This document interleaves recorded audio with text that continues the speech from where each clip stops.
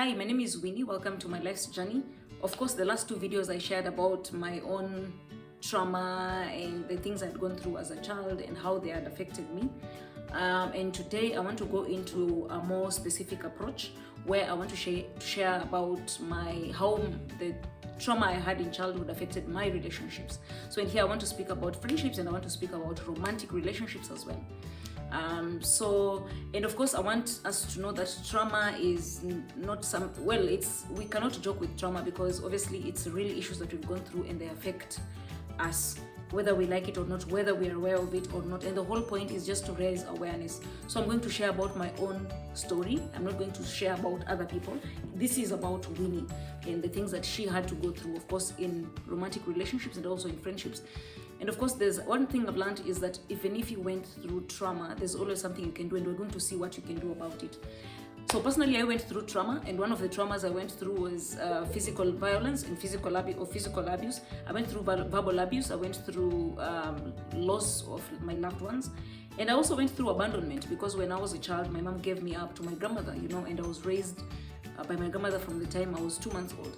So, and I realized that when I became a grown-up and I started dating, I started meeting people, all these weird things happening about, around me and the person that I was in those relationships. And the first one was attachment. I had this very anxious attachment, just expecting the worst to happen in relationships. When a person is behaving in a way that is not, how I thought they should behave, I used to think that maybe they're going to abandon me the way I was abandoned. And of course, the second way that my childhood affected me was I had trust issues. So it didn't matter what communication or what conversation a person would give me in friendships or even in romantic relationships. I would just know that they were doing something wrong and they were going to hurt me and they were cheating on me. And I mean, it was a bit chaotic, to be honest. And I had no idea. All this time I was just insecure and always thinking that this person is doing funny stuff behind my back. I just had this constant doubt, about everything that was, everything in my relationships, especially romantic relationships. And number 3, it was hard for me to just express my needs. I had to yell, I had to scream, I had to be passive aggressive, I had to be aggressive sometimes. So my communication was also very poor because I just used to know that the same way that I was wounded, these people want to wound me again. I did not know how to handle that. And at that time, I was not even sure. I did not even know that this is how it was affecting me as a person. And the other way that I was affected in relationships is I used to pick relationships that would repeat the trauma that I had gone through because they were familiar. So I used to pick relationships based on familiar patterns, in my life. So I used to look for people who would abandon me, the people who would be verbally abusive, the people who would, do funny stuff to me because I believed that was normal. So I did not know how to experience something new. So that just seemed familiar. And I came to realize that because we are affected so much with the trauma that we've gone through, what happens is our brain tends to pick what is familiar to us because it's a form of protection, it's a form of coping mechanism. And at that point, of course, when I started my healing journey, I realized this, and of course I had to just separate a bit to just heal from all that.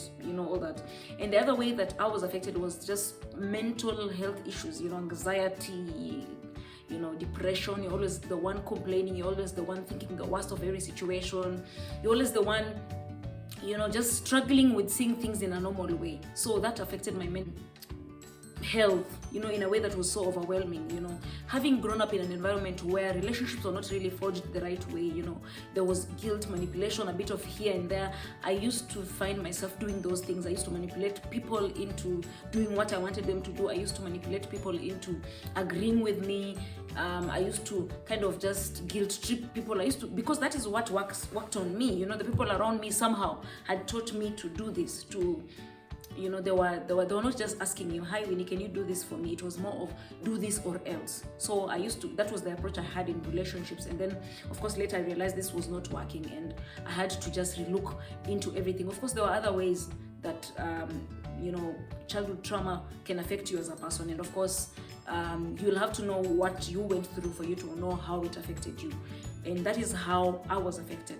And of course with time I realized that I was in trouble. There were days I realized I was in trouble because of the way I used to handle things, of the way I used to handle even my own friends.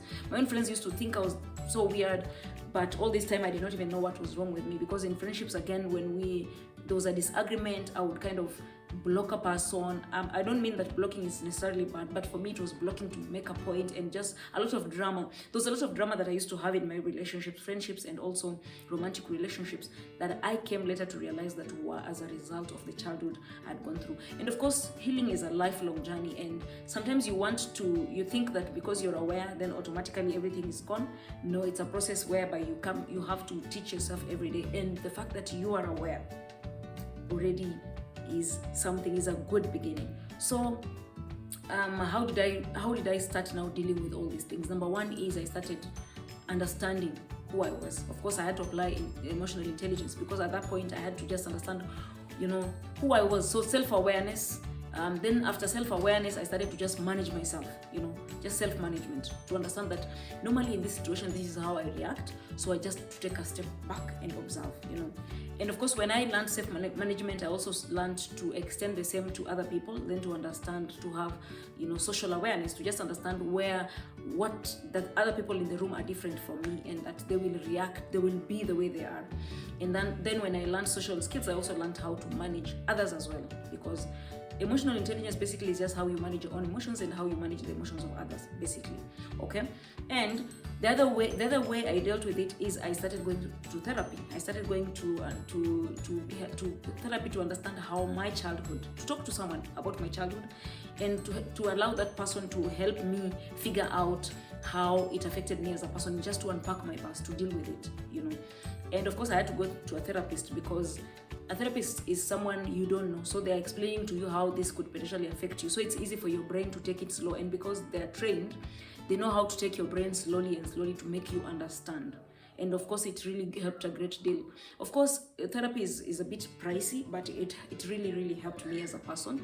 And then, of course, the other thing also I had to do is just I had to do some inner work on my own, just to go into inner work. And here, this is where my journey with God came in, because God really helped me to deal with a lot of things that were inside of my heart, just to help me, change my mind, transform my mind, to help me go through the issues that I felt on a day-to-day basis, even sometimes on a minute-to-minute basis. And I had to do some inner work by reading books, listening to videos, doing podcasts and all that, to just understand how, and of course, how I had been affected.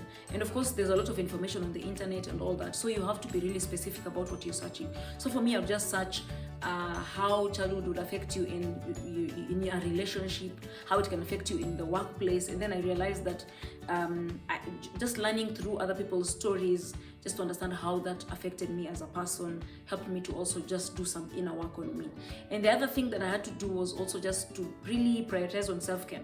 When you're a child, one thing I realized is that no one really takes care of you, and especially when you're going through the other things, physical violence, verbal abuse, loss of loved ones, abandonment. Allow me to just say this. When you're raised in the village, no one cares. Most of the time, no one really cares. If you have a family that cares, I don't mean that everyone doesn't care, but if you have a family that cares, good for you. But for me, I was raised in a family where everything was chaotic, and everyone for himself, God for us all. So everyone was busy taking care of their own issues to even notice yours. So even when I lost people, I had to you just learn you're all alone, when you're abandoned, no one really cared, and when you're verbally abused, it kind of kills something inside of you. And when now I realized that I was in trouble, I started to tell myself the things that I wanted to hear. I started doing the things that I wanted to do. I started, just understanding my emotions and understanding when I'm overwhelmed, to take a step back. And I realized all this is necessary for self-care, because as a person, as an individual, I started to teach myself to start to trust again, to start to deal with issues again, to start to communicate what I was feeling, because all that was part of self-care.